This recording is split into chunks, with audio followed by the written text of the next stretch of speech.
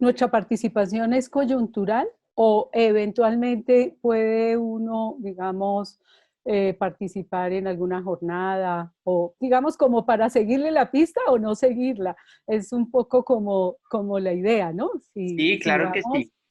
a seguir y eso lo anuncian o cómo funciona un poco Claro que como esta sí, parte, Ana ¿no? Luisa, Sí.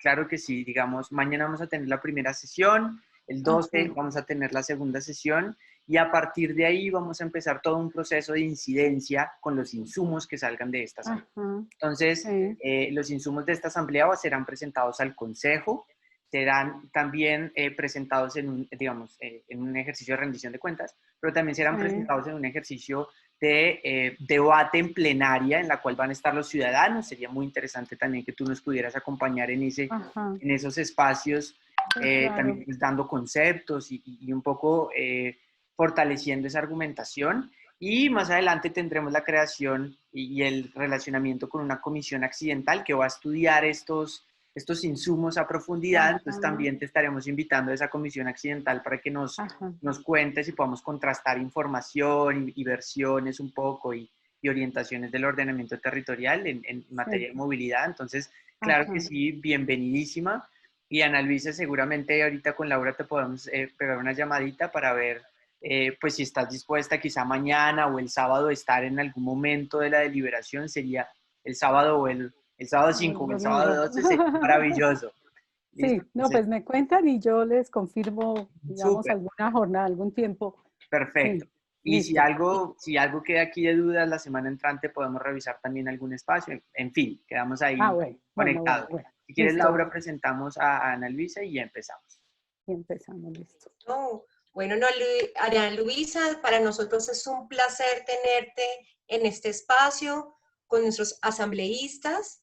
Les quiero contar a nuestros asambleístas que Ana Luisa Flechas es ingeniera de transporte y vías, especialista en transporte, tiene un doctorado en optimización de explotación del sistema de transporte en la Universidad Politécnica de Valencia, tiene trayectoria en la formulación y gestión de políticas públicas a nivel nacional y regional en el campo de transporte masivo.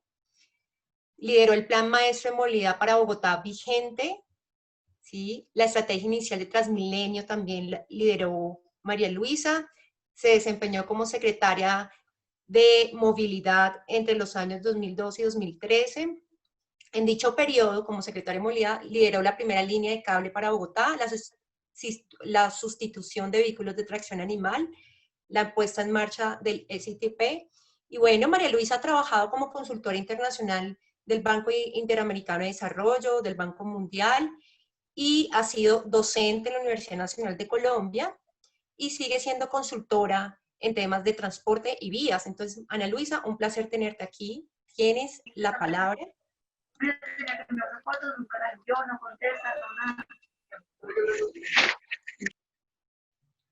Bueno, buenos días a todas, todos, el equipo promotor que lidera este espacio que me parece excelente, esta asamblea.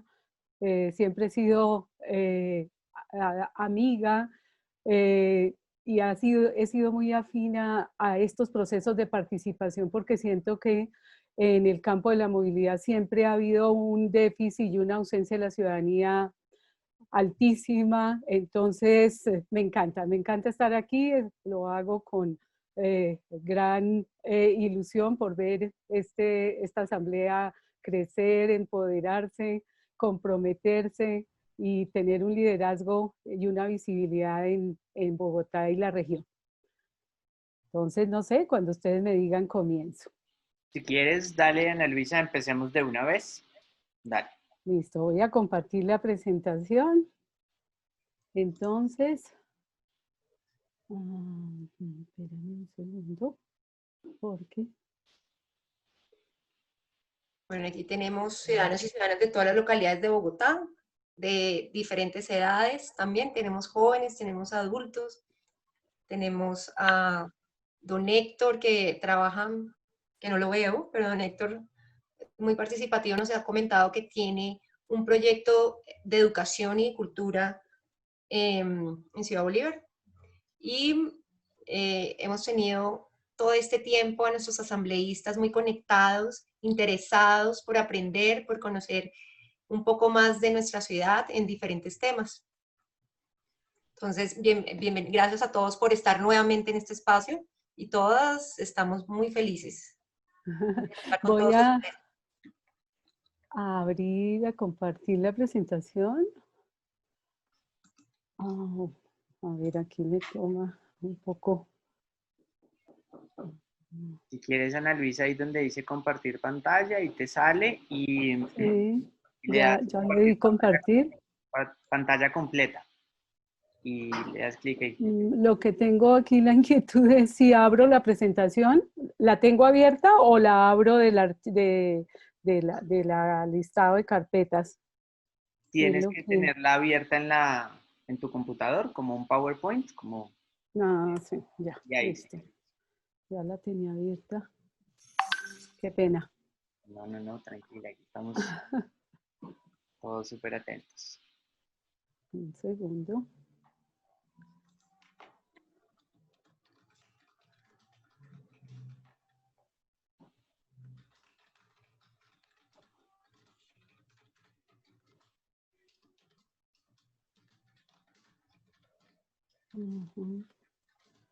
La tengo pizarra PowerPoint.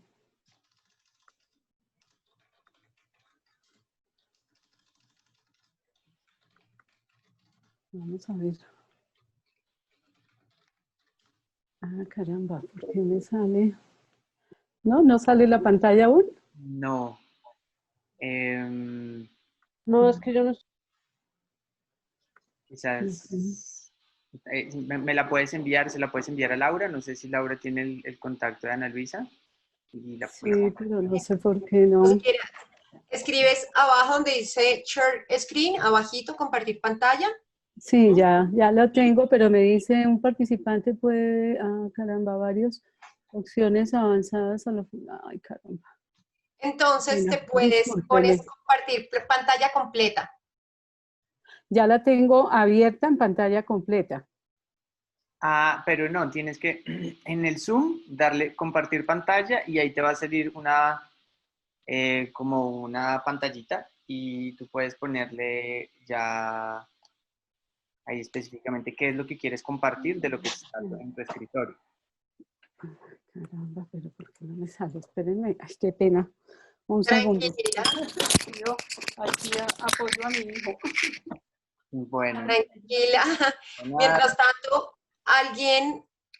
algún ciudadano, alguna ciudadana nos quiere comentar cómo le Que no sé pareció. por qué, siempre la había podido compartir y la tengo abierta, pero ya, mi hijo que es acá, apoyo tecnológico permanente. Claro que sí, no pasa nada. ¿Quiere contar alguna inquietud que tenga sobre movilidad para irnos ambientando en la charla de pronto? ¿Alguien nos Sí. quiere comentar?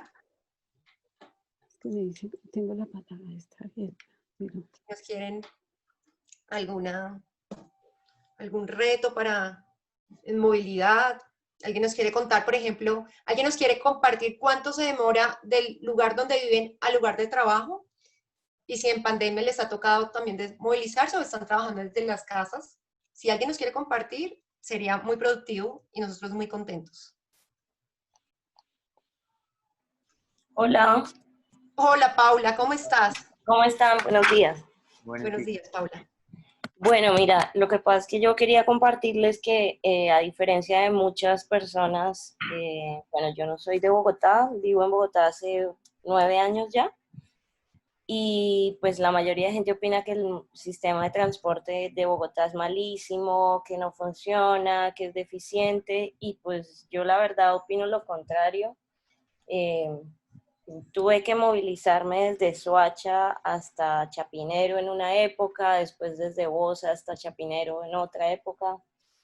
Después tuve la fortuna de vivir ya en la localidad de Chapinero, cosa que me facilitó mucho más las cosas, el movimiento, pero seguí igual usando el transporte público. Yo cuando vivía en Bogotá me movilizaba a pie la mayoría de veces o en Transmilenio en muchas ocasiones.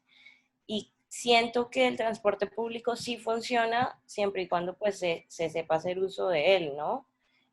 Pero tenemos un problema gigante con el SITP y es que a pesar de que se prometió que no iba a haber una guerra del centavo, sí hay como una guerra contra el tiempo y los conductores no paran cuando uno les hace la parada, siguen derecho, eh, simplemente la ruta se demora y no hay información en las plataformas. Entonces, pues digamos que yo presentaba ese inconveniente y vi en muchas ocasiones a personas con discapacidad tratando de coger el transporte y con cero ayuda de los conductores. Bueno, como distintos temas ahí que se presentan con el SITP, porque pues Transmilenio digamos que está solucionado. Digamos que su forma de trabajo ya está solucionada y es como está y ya.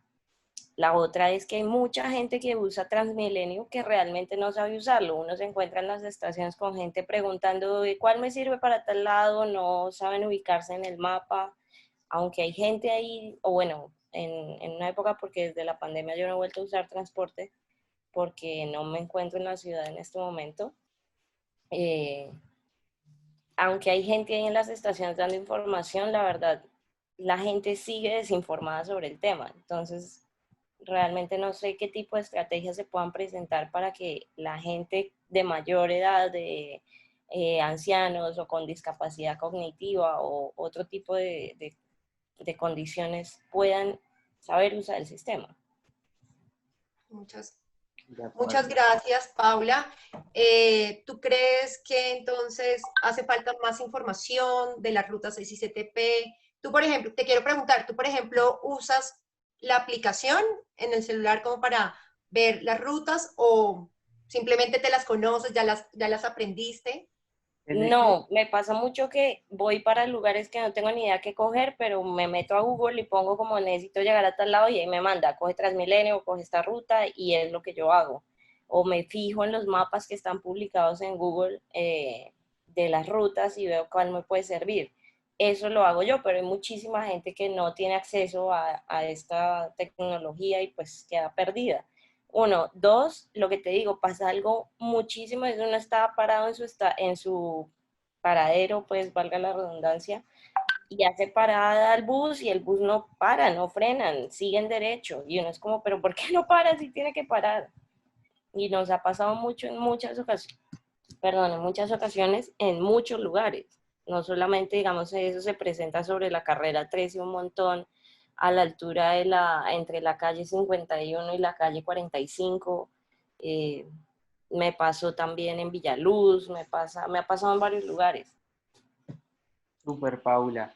Ya, ahorita Ana Luisa quizá nos pueda también ayudar con ese tema. Quisiera preguntarle a Ana Luisa si ya pudiste solucionar o tienes el micrófono apagado.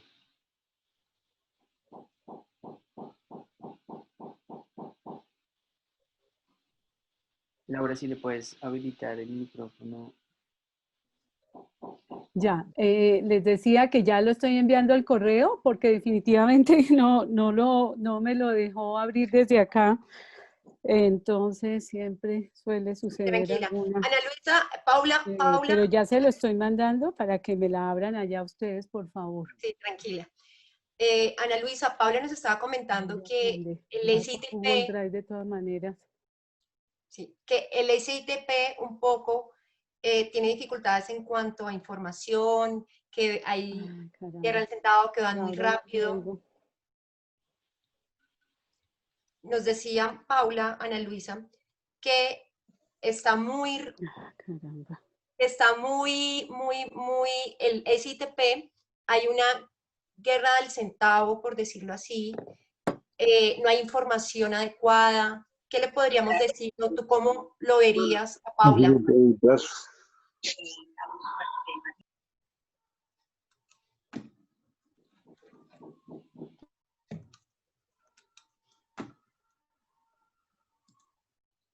¿Alguien más? Bueno, mientras ya le respondemos a Paula, ¿alguien más nos quiere comentar?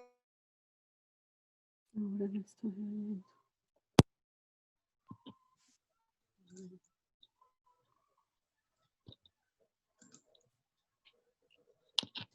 ¿Alguien nos quiere comentar, por ejemplo, cuánto se demora del lugar de trabajo o qué usa, si usa bicicleta, transporte Yo masivo? quisiera, Patricia, tienes la palabra.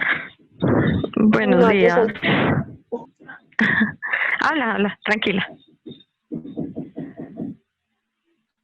Patricia. Aló, buenos días. Buenos días. Buenos Sí, días. a ver, yo soy de la localidad de Usme. La dificultad aquí es, o sea, yo vivo en la parte de abajo, en el pueblo de Usme, ¿sí? Y el transporte es terrible. O sea, aquí en la parte donde están los conjuntos, los apartamentos, no hay alimentador y se ha pedido, o sea, se han recogido firmas y todo eso para que el alimentador baje hacia este lado, porque la verdad es complicado, o sea, no pasa alimentador. De hecho, no se ha podido hacer esa cuestión del alimentador. Solo pasa un SIT para que lo lleve a uno hacia la parte de arriba. Se demora demasiado y para poder llegar allá, pues finalmente toca ir a pie. Y la distancia siempre es larga. Hay mucha inseguridad. Cuando uno sale ya muy temprano, que toca ya salir temprano, tipo 4 de la mañana, hay mucha gente que sale a las 3 de la mañana, pues la inseguridad es terrible. Bueno, digamos, yo he preparado una presentación con algún matiz académico, con un matiz práctico, con el conocimiento pues, que he adquirido a lo largo de tantos años cerca pues, a toda esta evolución de lo que ha sido el sistema de movilidad en Bogotá. Entonces, digamos, bajo ese enfoque y dado pues el carácter de la Asamblea Ciudadana Itinerante, entendido como un laboratorio de participación donde para mí el objetivo es involucrar, motivar, incentivar a esta participación que realmente la movilidad ha adolecido de líderes conocedores, comprometidos, sin que uno necesite ser el gran experto, sino lo que ustedes están expresando con sus patrones de viaje, que a nivel individual lo caracterizan con un origen, un destino, el medio de transporte que utilizan, ese tiempo de viaje, el costo, la facilidad que implica lograr un objetivo que es ir a estudiar o ir a trabajar o sencillamente acceder a un servicio de salud. Entonces, ese es como el primer enfoque que yo les quiero contar. Digamos, si logramos, caramba, hablar un poco, ahora mirar la presentación, pues les compartiré algunas reflexiones que están acá. Digamos, ¿qué ha pasado con todo este tema de la pandemia y esa nueva movilidad a la que nos hemos visto abocados durante este año? Hay una cantidad de elementos emergentes, los quiero llamar, porque surgieron el 8 de marzo y el 9 ya estábamos en otra dinámica y estábamos, digamos, absortos, pasmados ante una restricción a la movilidad tanto en las ciudades como en las regiones. Y bueno, empieza uno a encontrar como alternativas que tienen que ver con las compras por internet, por ejemplo, el trabajo a distancia o el teletrabajo, a entender cómo la conectividad se volvió fundamental y cómo hay grupos poblacionales favorecidos con ese acceso a la conectividad, pero otros que definitivamente no lo tienen, la disponibilidad de equipos, los espacios reducidos entre familias numerosas, entre los estratos, tantas particularidades que han empezado a ser evidentes, que hizo evidente toda esta nueva movilidad, ¿no? En la pandemia. empieza pues uno a ver que se redujeron los accidentes, pero pues claro, se redujeron los accidentes porque se redujo la movilidad, porque el tiempo de viaje, si lográbamos o teníamos que viajar, se redujo sustancialmente, porque se redujo la contaminación, porque se incrementó la micromovilidad y entonces en lo posible decidimos caminar a nuestros destinos, digamos, que estaban al alcance de nuestra capacidad para llegar caminando. Y bueno, empiezan a surgir una cantidad de variables y de decisiones que tomó la administración de reducir la ocupación, por ejemplo, del transporte masivo, de los alimentadores, y esto significó también un desequilibrio entre los ingresos que percibía el sistema y los costos que debía asumir, y el trasfondo, el telón de fondo de todo esto son unos contratos con unos operadores donde seguramente nunca se previó llegar pues a esta condición de baja ocupación. Entonces, digamos que todo esto viene surgiendo del momento en el que estamos, que no lo podemos desconocer. Y surgen una cantidad de desafíos que provienen en primera medida de la incertidumbre derivada pues del COVID, ¿sí? Que pues dejó como fuera de las acciones, de las actuaciones a los que tradicionalmente estábamos acostumbrados desde la gestión pública. Todas estas nuevas formas y tecnologías de movilidad. Entonces, el boom de la bicicleta, la necesidad de facilitarnos con tecnología, reducir viajes quizás, de trabajar pues desde la casa, de estudiar desde la casa si las facilidades lo permitían. Y todos estos ofrecieron como la solución la venta de bicicletas, los almacenes se llenaron de ventas de bicicletas por internet, los problemas pues de seguridad vial cambiaron, el riesgo de contagio pues surgió y el transporte masivo, público, colectivo, individual, digamos, se señalaron como los principales focos de contagio. La congestión pues se vendió como el gran beneficio. Sin embargo, pues todas estas medidas ahora que se ha venido recuperando la movilidad, pues ya empieza a hacerse evidente que la capacidad y el espacio de las vías parece que bueno, ya ustedes si pueden poner pantalla completa. Si quieren dejar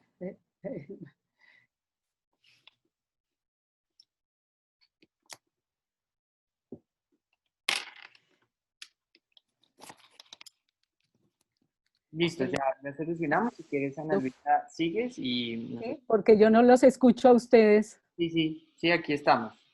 ¿Nos oyes?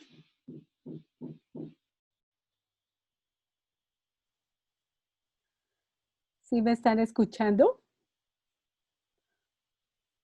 Sebastián, no te escucho. Sí, te oigo. Bien, ¿pero me escuchan? Sí, ya te estamos escuchando. Sí, Bueno.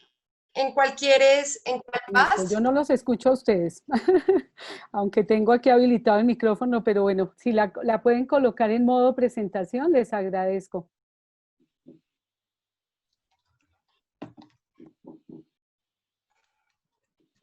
¿Sí?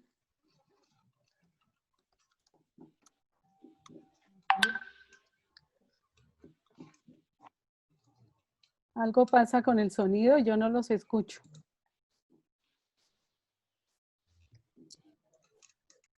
No nos escuches, María Luisa. Bueno, listo. Acá estamos. Ana Luisa, acá estamos. Bueno, entonces estábamos aquí hablando un poco de la incertidumbre que ha generado el COVID.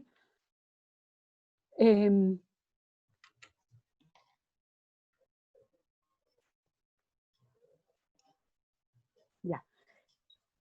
Digamos, toda esta nuevos desafíos nos tienen que poner a pensar y no nos podemos desvincular de lo que ha significado el COVID y significará hacia adelante en los patrones de movilidad. Hablábamos de todas estas nuevas formas, tecnologías, donde definitivamente la movilidad va ligada a las tecnologías de información y comunicación. Todas estas, digamos, acciones que ha tomado la administración para abordar, para enfrentar todo este comportamiento emergente, pues han, digamos, desbordado como la capacidad de información y de comunicación con la ciudadanía. Yo siento que se impusieron, por ejemplo, los bicicarriles, que los concebimos como una solución para ser, digamos, habilitada en vías locales, en áreas aledañas a colegios, a zonas donde fuera seguro movilizarse, pues por baja afluencia de tráfico. Sin embargo, en la administración anterior y ahora ante la pandemia, pues la respuesta fue habilitar carriles completos de calzadas de tráfico general que conectan grandes distancias, ¿sí? O sea, no es lo mismo una bicicleta como alimentadora para trayectos cortos, para estudiantes. Si quieres devolver, Laurita. Tal vez pasaron muy rápido. Sí. Bueno, cierro esta y digamos que, si quieres pasa a la siguiente. Cerramos de esta diapositiva que hay que reconocer que ahora el futuro no es predecible de manera rápida. Por tanto, tenemos que estar alertas y estar como monitoreando, estar siguiendo todos estos cambios y cómo la ciudadanía se acomoda o cómo las decisiones están facilitando realmente la movilidad y los deseos de viaje de la población. Entonces, todo para decir que qué debemos hacer como ciudadanos, cómo podemos involucrarnos, cómo podemos ser oídos con argumentos, digamos, que recojan tanto ese patrón de viaje individual que manifestaron las personas que nos acompañan en su patrón de viaje y en sus dificultades, pero cómo digamos, la reforzamos con áreas territoriales, el barrio, la zona, la localidad, y podemos hacernos escuchar y tener eco en la administración, ¿sí? Entonces, ¿cómo enfrentamos esta incertidumbre y cómo empezamos a entender mejor este presente y el futuro del cual, pues, conocemos poco? Entonces, si quieres pasar, Laurita, por favor. Si quieres pasar la diapositiva. Bueno, esta es una forma didáctica académica de entender ese enlace entre el ordenamiento territorial y la movilidad. Si quieres, bueno, si quieres, déjala completa. Quiero referirme al primer plano. Digamos, este enfoque sistémico nos permite entender los componentes, las partes, para poder entender el todo de lo que es un sistema de transporte. Entonces, en este primer plano, ¿qué es lo que vemos? Ese marco del ordenamiento territorial de que habló María Mercedes, y en ese marco de ordenamiento, donde se toman unas decisiones, como su nombre lo indica, integrales, de un territorio que tiene una identidad cultural, una identidad física, una topografía, unas condiciones ambientales, unas condiciones económicas propias, unas condiciones institucionales que lo rigen, y cómo, digamos, dentro de ese contexto integral del ordenamiento territorial, empezamos a entender esa localización de actividades que en el campo de la movilidad se llaman orígenes y destinos.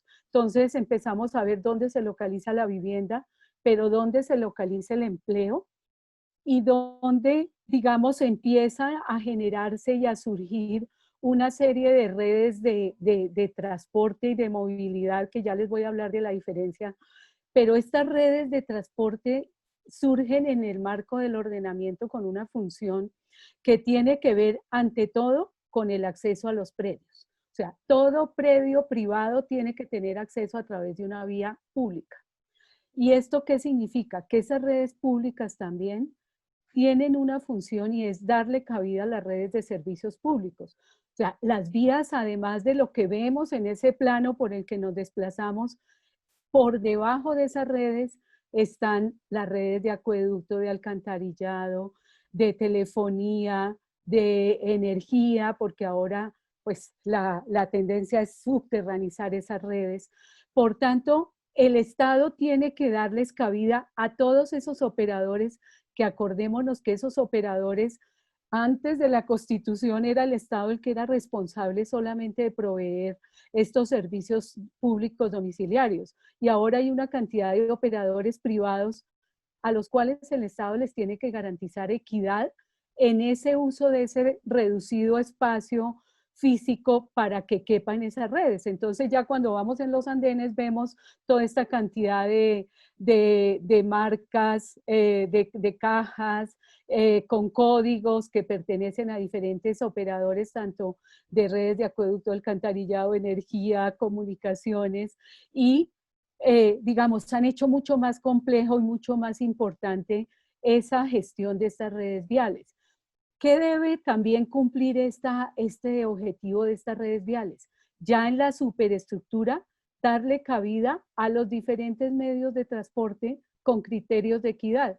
Entonces, tradicionalmente hablábamos estaban las vías y la gente circulaba indistintamente en la medida de sus necesidades. Entonces, pues circulaban vehículos particulares, buses, carga, bueno, todos estos actores que hoy en día se han ido diversificando, y entonces ya vemos las bicicletas, las patinetas, los bicitaxis, unos legales, informales. Por tanto, digamos, esta gestión de este escaso espacio vial se ha hecho muy complejo porque es muy reducido, y el Estado, ¿qué es lo que pretende? Darle prioridad a los usuarios que congestionan menos, que contaminan menos, que hacen un uso más eficiente, como es la bicicleta, el transporte público, todo esto que escuchamos con mucha frecuencia. Entonces, todo para decirles que este es el punto de encuentro entre el ordenamiento territorial entendido bajo ese enfoque y el sistema de movilidad concebido sectorialmente. O sea, ¿cómo pasamos de este mundo del territorio a entender unas acciones y unas actuaciones que van desde el sector de la movilidad que lidera la Secretaría de Movilidad y del cual tiene como entidades adscritas y vinculadas al IDU, a Transmilenio, a la Unidad de Mantenimiento Vial, a la Terminal de Transporte, ¿sí? Entonces, digamos que ese link tenemos que tenerlo claro, porque desde acá surgen todas estas dificultades entre esta localización de estas actividades realmente que se han hecho de manera, digamos, descoordinada, desligada de ese gran objetivo de una movilidad eficiente, donde el extremo sería pasar de que uno viviera y trabajara, que es lo que está pasando ahorita, en el mismo lugar, o por lo menos cerca, de tal manera que uno pudiera ir prácticamente a pie. Entonces, vemos ese siguiente plano, que es el de las infraestructuras, donde, digamos, hay unas entidades responsables como el IDU, la Unidad de Mantenimiento. Ese tercer nivel que tiene que ver con la regulación y control, y de hecho el plan de ordenamiento territorial así lo define, déjalo, Laurita, y entramos, digamos, si quieres pásalo, adelanta. ¿Y cómo empezamos a ver todas estas normas, semáforos, señales, para que estos medios de transporte que vemos en ese nivel siguiente, que entendido como este componente dinámico, yo les digo los que tienen rueditas, los que tienen piecitos, y entramos a un mundo donde son las comunicaciones, que definitivamente se volvió un envolvente de este sistema de transporte. Entonces, cuando vemos este componente, tenemos que entender qué es lo que el Estado gestiona para satisfacer una demanda que está al lado derecho, ¿sí? Que son las personas y las mercancías, fundamentalmente para el abastecimiento, para el comercio, para la industria. Y cómo, digamos, cuando hablamos de esa oferta que está al lado de izquierdo, entendemos Transmilenio tal cual.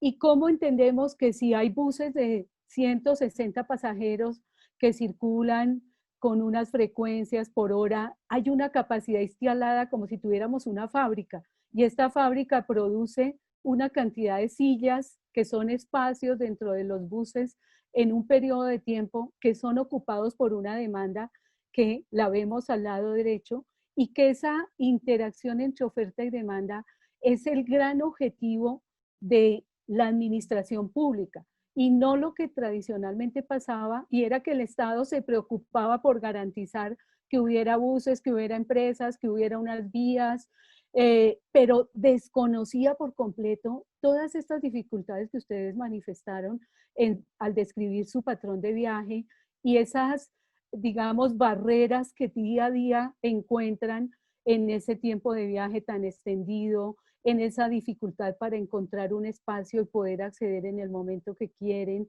los costos exorbitantes, que no tienen ese nivel de servicio que uno esperaría que le garantice un confort, una dignidad en el uso de ese transporte público masivo, una cobertura tanto en el tiempo como en el espacio, porque pues qué es lo deseable. Si vamos a tener Bogotá despierta, pues el transporte masivo debería operar 24 horas, y que digamos, esa gestión pues la tiene que garantizar el Estado, ¿sí? Que tenga una cobertura, o sea, que todas estas áreas periféricas de la ciudad que están hoy en día servidas por transporte ilegal e informal, donde no se garantiza ni la seguridad ni las condiciones mínimas, pues no deberían existir, pero si hay una demanda insatisfecha, surge toda esta cantidad, digamos, de servicios que nos, digamos, que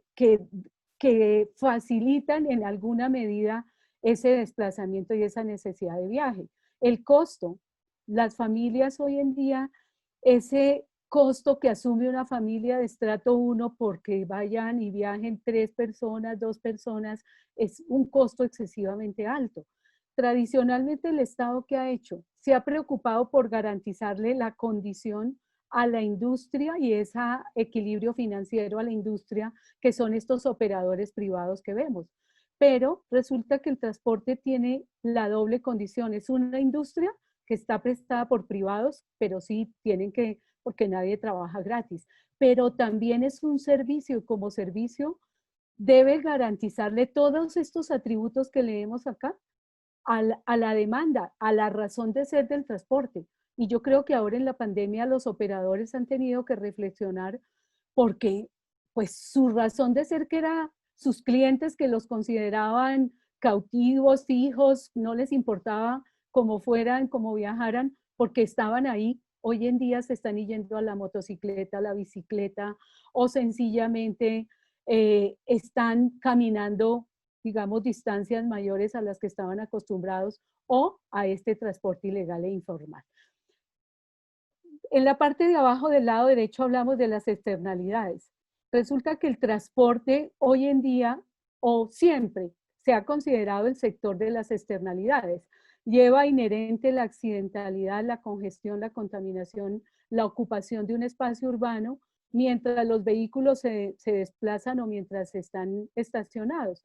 Entonces, estas externalidades tienen una importancia y han adquirido una importancia extrema en la medida en que pues, son situaciones que tienen que abordarse de manera protagónica, y los objetivos de desarrollo del milenio, el ordenamiento territorial, la misma gestión pública en el mundo se ha centrado en estas externalidades más que en estas otras condiciones. Entonces, todo para dejarles, digamos, dentro de su forma de acercarse de una manera estructurada, lógica, ordenada a la movilidad. Les dejo esta imagen para que la miren después con calma, para que entendamos que el sistema tiene que ver con la oferta y tiene que ver con lo que el Estado actúa para garantizar todas estas interacciones entre los planos que vemos acá, pero que tiene que darle mayor importancia en conocer todas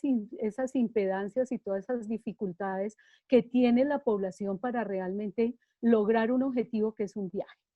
Y de manera, digamos, integrada las externalidades. Si quieres, Laurita, pasemos a la imagen siguiente.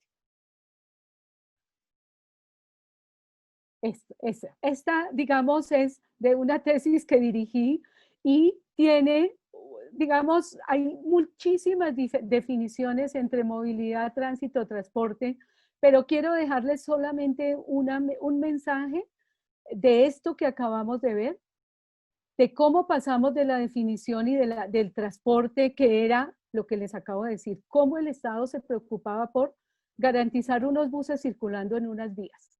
Y cómo desde el punto de vista de tránsito, las famosas secretarías de tránsito se preocupaban por colocar unos semáforos, por colocar unas señales, por, digamos, mirar todo este gran desplazamiento con esta complejidad de la problemática que individualmente han expresado ustedes, las miraban reflejadas y materializadas en unos carros desplazándose por unas vías.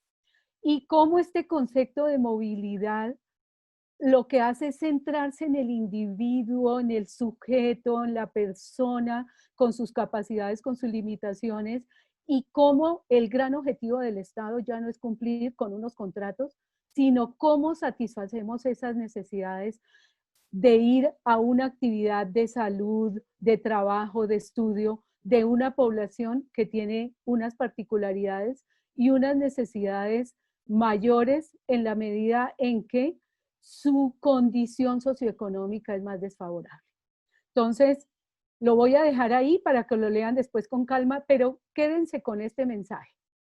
Esta interacción que vemos acá en esta imagen, que también es de la tesis, es cómo el espacio físico del que les habló María Mercedes es un espacio que tiene una utilidad de ser aprovechada por personas con condiciones diversas, tanto desde el punto de vista en que uno como individuo concibe ese espacio físico, esa forma material de percibirlo y cómo se ocupa y cómo la movilidad empieza a ser determinante en esa huella que se deja en ese espacio físico, y cómo lo vivo yo desde mi ámbito tanto socioeconómico, personal, físico, de la capacidad que tengo, desde esa capacidad física, mental, social, para realizar un viaje que yo quiero hacerlo, pero definitivamente un día digo, no lo puedo hacer porque definitivamente no dispongo de 2 horas para llegar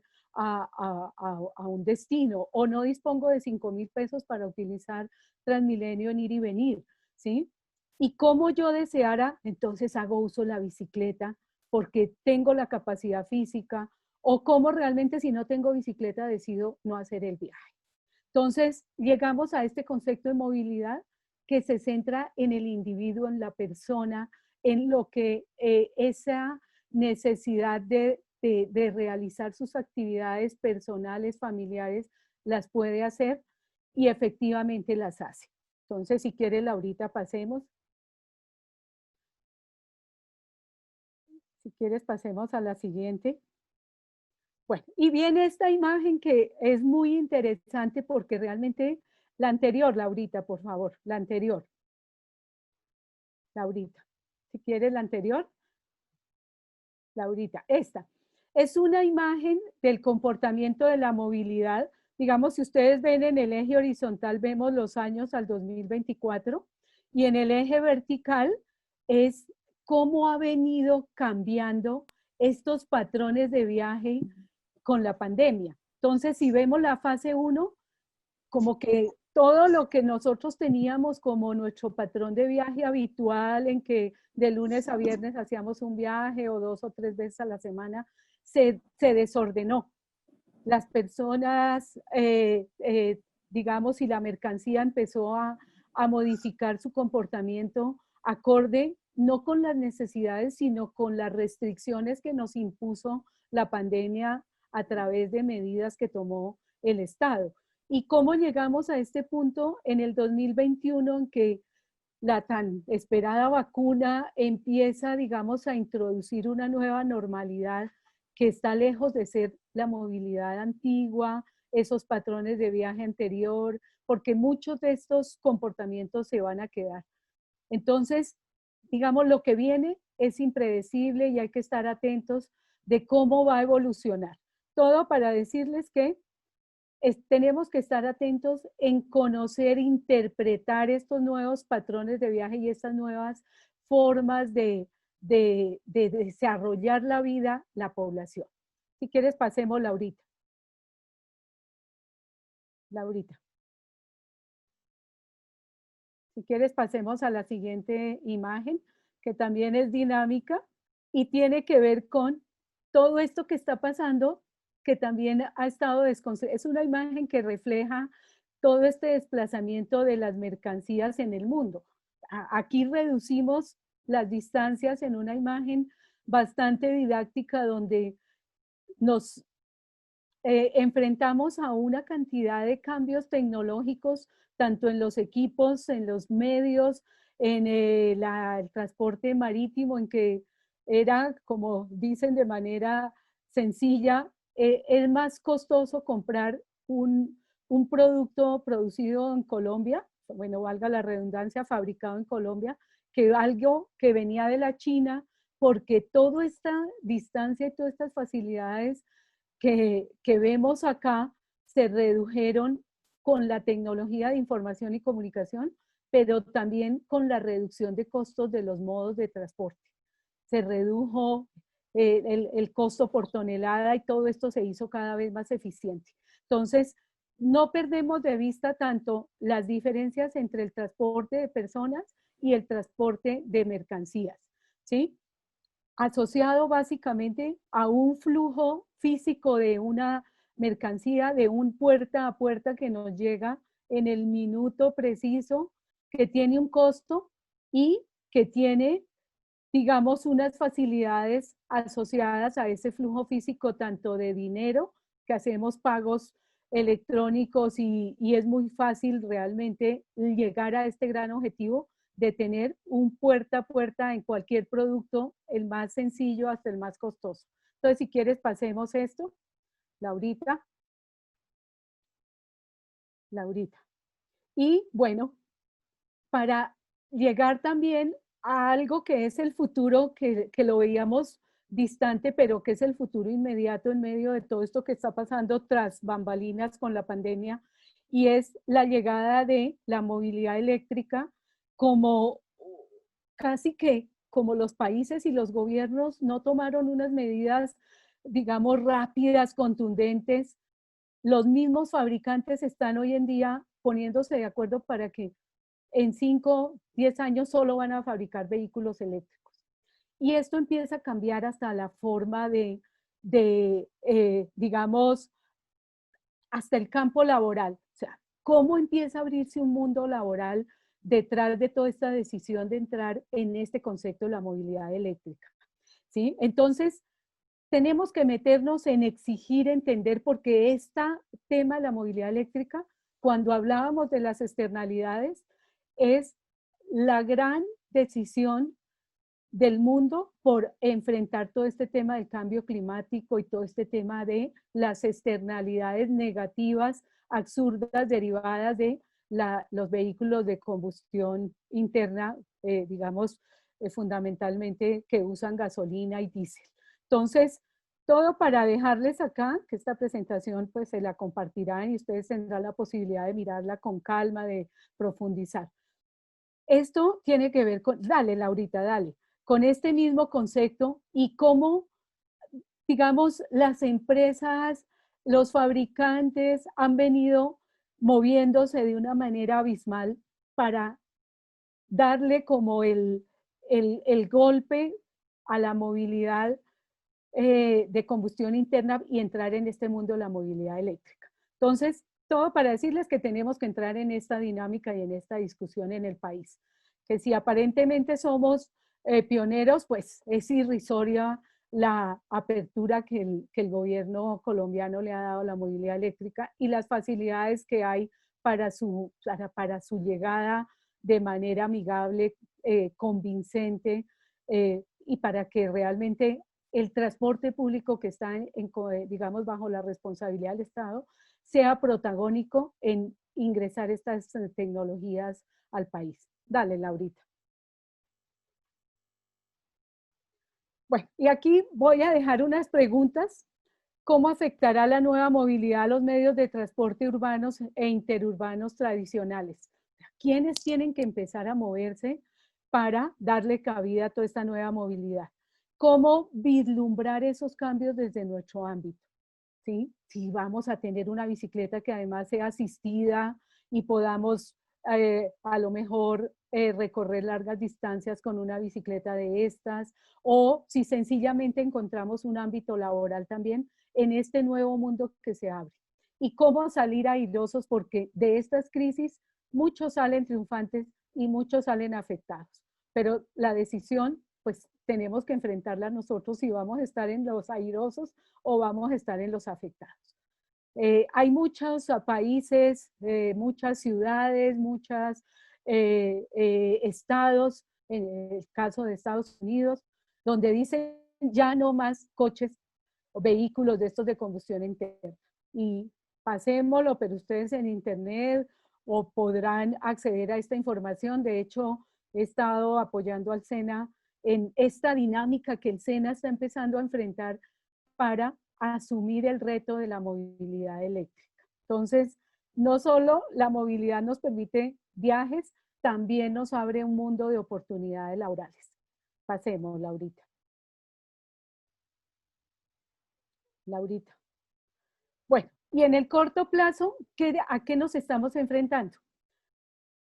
Si quieres, devuelve las medidas tomadas por las autoridades, si las van a revertir o no, si el confinamiento y el teletrabajo se va a quedar, la adopción de medidas de bioseguridad, el impacto de la desaceleración de la economía y cómo nos afecta y cómo incide en nuestro patrón de viaje, esta reasignación del espacio vial y medidas de gestión de la demanda, cuáles de estas medidas inciden en modificar nuestros patrones de comportamiento y cómo consideramos si yo usaba el transporte público y ahora digamos, en mi actuar cotidiano voy a seguir usando la bicicleta, voy a seguir caminando, voy a seguir en el teletrabajo o decido cambiar mi lugar de vivienda a un lugar lo más cercano posible a mi lugar de trabajo. Entonces, son, digamos, preguntas, inquietudes que les dejo para que no, digamos, para que tengamos como una facilidad de enfrentar toda esta asamblea ciudadana de la cual hacen parte ustedes y que la idea es entrar a ser parte muy activa y protagónica, vuelvo y digo. Dale, Laurita. En el mediano plazo, ¿cómo enfrentamos también digamos, este cambio de comportamiento? Estar atentos a la gestión pública, ¿sí? ¿Cómo van a darse estas prioridades? ¿Cómo, digamos, si bien ante todo la salud pública prevalece, la educación también, pero resulta que tanto la salud como la educación requieren de las facilidades que les da la movilidad para lograr estos objetivos. Los cambios en las empresas donde la movilidad es inherente a estas actividades. Si yo trabajo, tengo que tener implícita alguna decisión de viaje. El mayor uso del internet para compra y entretención también tiene que ver con esta logística, horarios más flexibles, mayor preferencia en el uso de vehículos individuales particulares tipo taxi o estos vehículos compartidos, todo esto, el interés de proteger el medio ambiente, la industria automotriz, la demanda intensiva de mano de obra para la cadena logística y la mano de obra, quién, cómo y dónde se forman. Hay que estar atentos en estos temas también, porque son oportunidades que nos brinda este acercamiento a lo que es el sector de la movilidad que involucra a todos estos actores. Vamos a hablar de sector y de sistema. El sector involucra a todos los actores, ¿sí? Tanto públicos como privados, y el sistema es todos estos elementos que nos permiten desplazarnos. Pasemos, Laurita, por favor. Bueno, unas imágenes de cómo nos imaginamos este presente, este futuro. Vienen todos estos nuevos proyectos de tecnologías férreas que tienen que ver con la primera línea de metro, con el Regiotran, y cómo la bicicleta realmente tiene una un rol protagónico. Entonces, ¿qué les sugiero yo para que podamos abordar todo este tema de la asamblea? Que podamos hablar de 3 niveles de política sobre los cuales vamos a poder interactuar a través de esa asamblea itinerante. Este nivel estratégico que tiene que ver con las políticas públicas que fija tanto el gobierno nacional, pero en el ámbito territorial. Estamos hablando del plan de ordenamiento territorial con visión regional, de la nueva región metropolitana que se está configurando a partir pues, el acto legislativo 02 del 2020, de la logística y cómo, digamos, cómo esta logística de mercancías y de abastecimiento empieza a ser determinante en este rol de discusión que vamos a tener que enfrentarnos. Luego viene un nivel táctico que nos habla del plan de movilidad. O sea, quiero dejarles un mensaje. En el nivel estratégico hablamos del enfoque territorial, del ordenamiento y la movilidad. En el nivel táctico empezamos a meternos en el nivel sectorial del transporte y la movilidad. Y vamos a hablar del plan de movilidad regional y seguramente del plan de movilidad de Bogotá. Y ese nivel operativo que empieza a hablarnos de corredores, de componentes, de vías, de vehículos, de ese componente de tránsito, de esa logística, digamos, de última milla que es tan local. Y ese nivel urgente que llamo yo, que es la coordinación de proyectos en marcha. Y cómo podemos involucrarnos a través de la asamblea en esa cantidad de proyectos de alto impacto y que no son proyectos sino macroproyectos. O sea, proyectos de una escala mayúscula. Pasemos, Laurita. Entonces, sobre esta base de estos niveles, voy rápidamente a darles algunos tips de temas en los que es importante involucrarnos. Tienen que ver con el COMPES 3934, que es la política de crecimiento verde. Hay una digamos, derivado de este COMPES, es la Estrategia Nacional de Movilidad Eléctrica, que la formuló la UNME el año pasado y sobre la cual hay que hablar necesariamente para podernos involucrar en toda esta dinámica en la que estamos. Si quieres, pasa, Laurita. Pasa, si quieres, la siguiente, que tiene que ver con Laurita. Bueno, el acto legislativo que les mencionaba, no voy a entrar en detalle, pero es muy importante todo el trabajo que está empezando a hacer la administración pública y el consejo alrededor de cómo reglamentar este acto legislativo. Lo que quedó son estos renglones, más otros cuantos, pero lo que viene es lo fundamental, y es cómo van a darse todas estas reformas digamos, tanto de institucionales como sectoriales, territoriales alrededor de este acto legislativo. Si quieres, pasa, Laurita. Pasamos a este nivel táctico del que les mencionaba, en el que es importantísimo toda esta discusión alrededor de la región Sabana, dado que la gobernación de Cundinamarca viene avanzando y el gobierno nacional en una cantidad de discusiones alrededor de,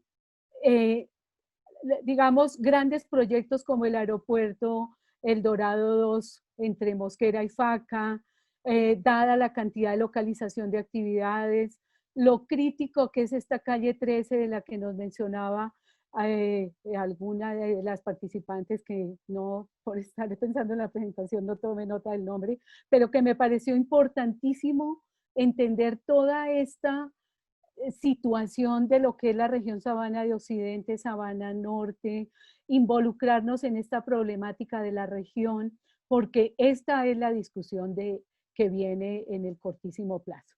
Si quieres, pasemos, Laurita, a la siguiente diapositiva, y tiene que ver con un instrumento de política que el gobierno nacional en el periodo anterior había formulado, y es todo este ordenamiento de actividades. Bueno, es la anterior, que lo pueden ver porque el gobierno nacional lo acaba de retomar para actualizarlo y empezar a implementarlo, porque es que Bogotá y la región tienen un tema demasiado sentido, que es el Plan Maestro de Abastecimiento, ¿sí? Y todo lo que significa para la población, tanto de Bogotá como de la región. Y les quiero decir, con el conocimiento que tengo, que el Estado y el gobierno distrital tienen un rol absolutamente irrisorio en ese trabajo de garantizar la seguridad alimentaria de la región y de la población, y los altos costos y todo lo que hemos sabido hablar en la pandemia, de toda la cantidad de productos que se pierden, de los sobrecostos de nuestros agricultores en crisis, de por qué importamos productos que aquí se cultivan. Realmente es un tema en el que yo les hago mucho énfasis y les pido que se involucren de manera fuerte, porque hay un campo de trabajo grandísimo. Bueno, todo esto de los grandes proyectos, vuelvo y les digo, están en marcha: Metro, Regiotran, el Transmilenio, lo que está proyectado de Corredor Férreo del Norte, las nuevas líneas de metro, lo que viene pensando la región. O sea, hay temas muy gruesos.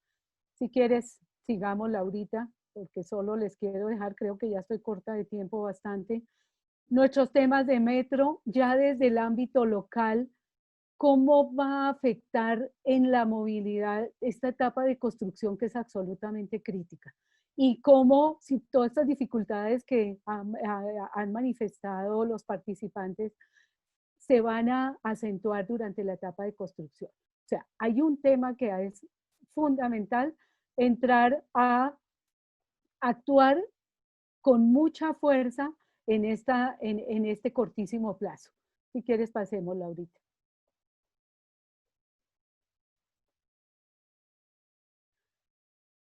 Bueno, digamos, la gran ilusión es que vamos a tener unos proyectos, unos macroproyectos que en alguna medida van a ser contundentes en superar ya esta etapa de Transmilenio, que si bien en su momento fue importante, desde el punto de vista técnico y tecnológico, los corredores servidos por buses siempre se consideran premetros porque tienen una capacidad limitada, y ya la estamos viendo y ya la estamos viviendo.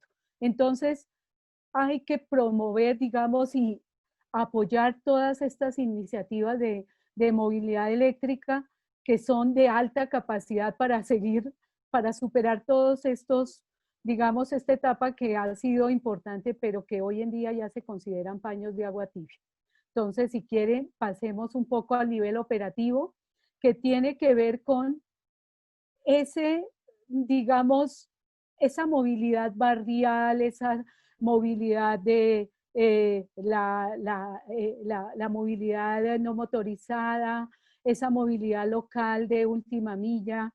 Dejo esta imagen porque es el gran sistema inteligente de tránsito y transporte que ha venido implementando, que, digamos, ante el nivel de facilidades de tecnología, pues ya nos hemos quedado cortos con esta, digamos, propuesta y con esta intervención, y que tenemos que acercarnos para conocer en detalle el deber ser, porque si bien los sistemas de transporte tienen un componente físico a través de infraestructura y equipos, este componente tecnológico es fundamental para que realmente cumpla su objetivo.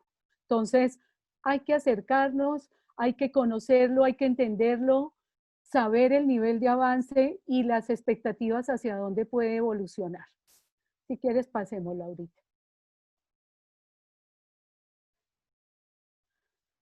Todo esto tiene que ver con este sistema y con algunos elementos que vemos ahora, pero que son el comienzo, más no el deber ser ni el techo de lo que significa un sistema de gestión de tráfico con una tecnología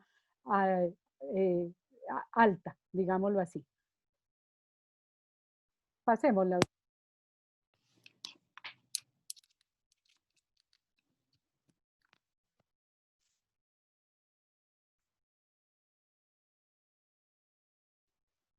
Bueno, todo esto para decirles que la clave en la participación es la generación de confianza.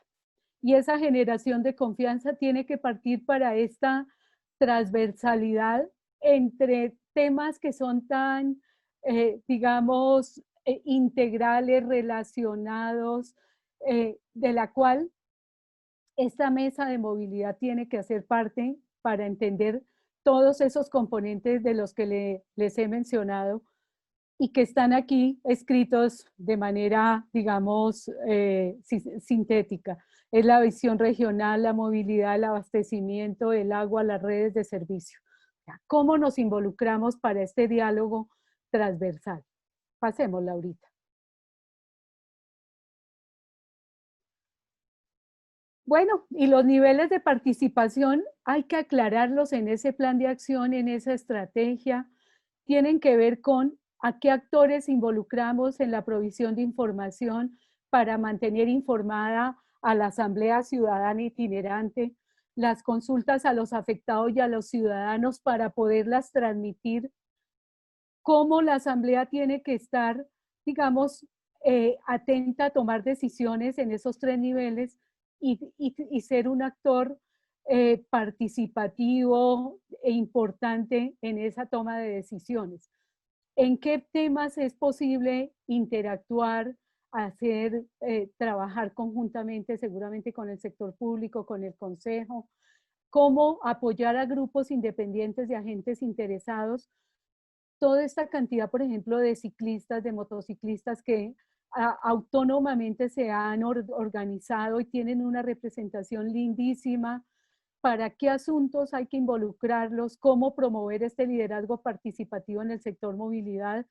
No sé si a veces parece aburrido o parece muy técnico, pero hay que motivarnos todos para que este liderazgo que ha sido tan escaso en el sector movilidad, surjan líderes entre ustedes para que con confianza entren a representar a sus comunidades, a sus territorios, a sus entornos.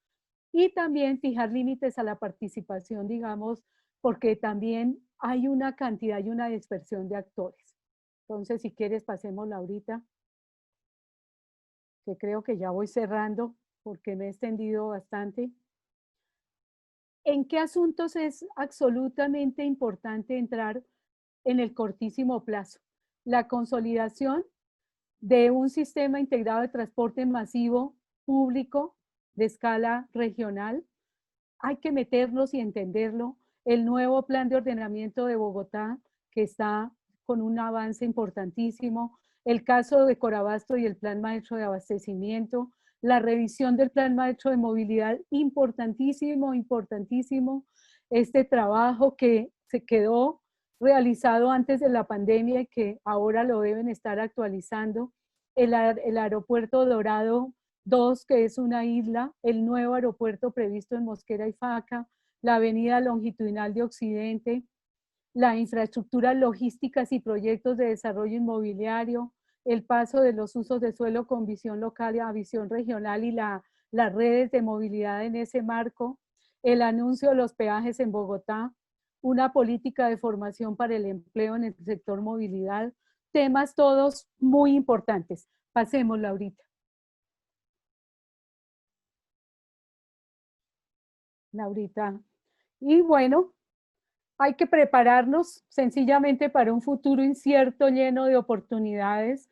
Necesitamos detectar cambios desde la Asamblea Ciudadana, entendiendo, estudiando, pensando, actuando muy rápido, porque digamos que las dinámicas están cambiando también muy rápido y las tendencias están cambiando también. Hay que preferir decisiones que puedan adaptarse a condiciones cambiantes, dar un alto valor a la flexibilidad y a la versatilidad y al cambio, tener certeza que lo que se aprendió hoy no necesariamente nos sirve para mañana. Hay que estar siempre entendiendo, cambiando, estudiando y lanzarnos al abismo del cambio con conocimiento y con, digamos, un poco de riesgo, pero también con compromiso y aprovechando este espacio tan importante. Gracias. Tengo problemas que no los escucho a ustedes, no sé por qué. María, Ana Luisa, ¿nos escuchas? Ya. Ahora sí los escucho. Bueno, te queremos dar las gracias, Ana Luisa, por esa charla tan importante en materia de movilidad. Es sin duda, uno de los temas que más aquejan a los bogotanos y a las bogotanas, y quienes están aquí hacen parte de las comisiones de movilidad, quienes mañana van a deliberar al respecto y el 12 de diciembre. Entonces, no sé aquí, si alguien quiere abrir su micrófono para hacerle una pregunta a Ana Luisa. Yo por aquí te cuento que, que los ciudadanos indican que sí, la movilidad precisamente, el tiempo de desplazamiento, cómo pensar en reducir el tiempo de desplazamiento. Si yo reduzco el tiempo de desplazamiento de mi lugar de trabajo a mi oficina y viceversa, pues voy a tener sencillamente mejor calidad de vida, más tiempo para estar con mi familia, más tiempo para estar con los seres queridos, más tiempo para uno mismo, ¿no? Entonces, en Bogotá, como nos contaba Daniela, se demora 2 horas de su trayecto desde su casa hasta la universidad y viceversa. Entonces, un poco parte de la empatía, de entender, de ponernos un poco en el lugar de los otros, todos los desmanes que tienen que hacer para llegar de un punto a otro, ¿no? Entonces, si alguno quiere hacer una reflexión o a mi comentario, Ana Luisa, ¿qué tienes que decir? Digamos que el Estado ha ido reconociendo estas dificultades. Si ustedes recuerdan, cuando inició Transmilenio, pues Transmilenio se adaptó a los ejes viales que se venían consolidando, digamos, para el transporte público, y localizó unas terminales en los extremos y unas áreas aferentes donde la gente podía llegar caminando, pero se quedó el transporte público colectivo tradicional. Hoy en día, ¿qué es lo que está pasando? Cuando vemos digamos, el servicio zonal, ese servicio zonal lo que pretende es acercar ese lugar de origen real, porque el origen no es el punto de la estación donde uno toma el articulado, sino el origen real es la vivienda o el lugar de trabajo. ¿Qué pasa y qué viene pasando, digamos, sobre lo que, digamos, la administración tiene que centrar su trabajo? Uno, en reducir esos tiempos de espera en el transbordo, ¿sí? Si yo me bajo del articulado y tengo que buscar un zonal, pues ese tiempo de transbordo es demasiado largo. ¿De qué depende? Que estos servicios zonales, pues tienen unas frecuencias muy bajitas. ¿Qué pasa con esas frecuencias bajitas si se incrementan? Tienen un costo adicional. Pero ¿qué tiene que buscar el Estado en esas facilidades? ¿Cómo hace mucho más versátil ese cambio de un servicio zonal o de un vehículo de menor capacidad a uno de mayor capacidad? Son temas que hay que entenderlos. ¿Por qué se ha disparado el visitaxismo? Porque sencillamente ese servicio zonal no logra satisfacer ese tiempo de espera ni ese tiempo de viaje entre un servicio y otro. Entonces, digamos que esto es una logística que parte de, por ejemplo, esta participación ciudadana y esa representatividad que puede darse en los entornos barriales. O sea, yo, digamos, desde la Secretaría de Movilidad sabía que existían los centros locales de movilidad, pero la efectividad de estos centros locales de movilidad y esa articulación con la ciudadanía es mínima. Y para eso se crearon. ¿Cómo interactuar con esa comunidad? Ahí yo qué tengo que decir. Hay que desconcentrar esa gestión que hace la Secretaría de Movilidad, y que desde cuando yo he tenido la posibilidad de acercarme, uno siente que una cosa piensan los técnicos que están en esa secretaría y otra cosa es esa problemática minuciosa de la cual conoce la ciudadanía y quizás estos líderes, y esa representación que no se reconoce y no se visibiliza de manera contundente para lograr soluciones, digamos, y facilidades de manera efectiva, ¿sí? No sé si me hago entender, pero yo creo que esta Asamblea Ciudadana tiene que trabajar muchísimo en esa visibilidad y esa representatividad de los problemas que aquejan a estas comunidades de manera cierta. Transmilenio tiene, digamos, dentro de los contratos una condición que es el nivel de servicio que los operadores tienen que garantizarle a la ciudadanía. Y ese compromiso se ha descuidado porque por múltiples razones, no quiero entrar en detalle, pero ese nivel de servicio es el indicador que une al Estado con el ciudadano. Si yo entiendo el nivel de servicio y los derechos que tengo a partir de eso que me ofrece el Estado y que no logro percibir, pues ese es mi punto de referencia para yo pronunciarme ante las instituciones, ¿sí?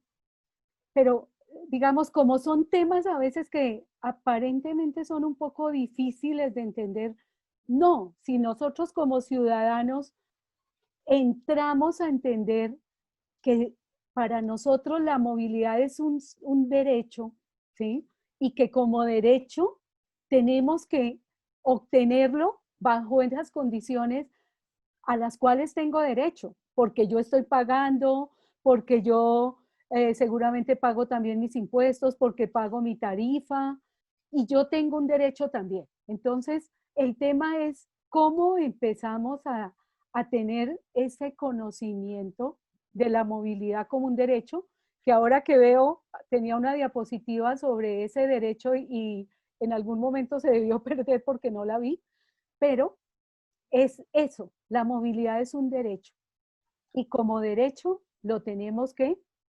obtener, percibir, exigir, ¿sí? Entonces, bueno, quedará para una Así es, siguiente y es calidad de conversación. vida, ¿no? Es mejorar la calidad de vida. Si tenemos buen sistema de transporte, mantendremos una mejor calidad de vida. Y recuerden, muchas gracias María Luisa, Ana Luisa, por tus aportes, por esta presentación, esta charla ilustrativa. Sí, definitivamente en movilidad tenemos unos retos muy grandes. Recuerden, como lo explicaba Ana Luisa, hay soluciones a corto, mediano y largo plazo. Un proyecto no se hace de la noche a la mañana. Un proyecto tiene una fase de una idea, una prefactibilidad, una factibilidad, estudios, diseños. En esos estudios y diseños toca conseguir los recursos, ¿no? Todas las obras de infraestructura cuestan mucho dinero. Entonces, conseguir los recursos es también una gestión que se debe hacer y que no es tan de la noche a la mañana, ¿no? Y después viene la etapa, cuando ya tenemos los estudios y diseños, tenemos la construcción, tenemos los recursos, tenemos estudios y diseños, pues viene una fase de construcción que muchas veces no es rápida, que se demora en varios años, en los cuales las personas afectadas o aferentes en la obra tienen que tener mucha paciencia por los inconvenientes que trata una obra. Nos dice Elizabeth, sí, la parte de movilidad es bastante deficiente en la ciudad. Entonces, ahí está, tienes razón Elizabeth, te invitamos a mañana a que lo incluyas en tu comisión. A Ana Luisa le damos las gracias, esta va a quedar grabada y se las vamos a repartir en los grupos de los asambleístas. Nos vemos a las 2:30 de la tarde, vamos a tener una charla sobre la empatía, ¿sí? Precisamente un poco lo que hemos venido hablando todos estos días. A veces yo tengo una posición, pero ¿por qué no escucho al otro que tiene unas afugias, pasa por ciertas dificultades? Entonces, entre todos se puede construir. Ana Luisa nos invitaba, María Mercedes esta mañana también nos invitaba, a que hay que llegar a consensos, ¿sí? Un poco la empatía y ponernos en el lugar del otro para construir entre todos.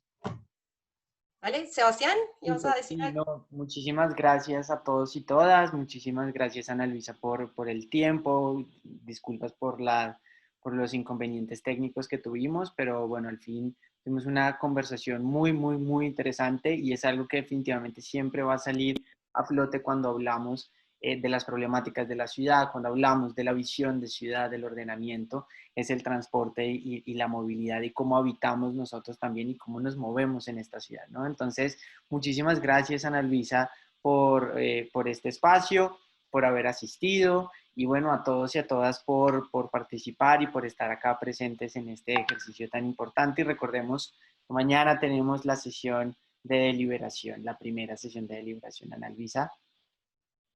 A ustedes muchas gracias. Espero que haya dejado alguna huella y muchas dudas, muchas inquietudes para que se motiven, se interesen y se involucren realmente con estos temas de movilidad que en la medida en que uno se acerca, los hace amigos de uno y bueno, se lanza, se atreve.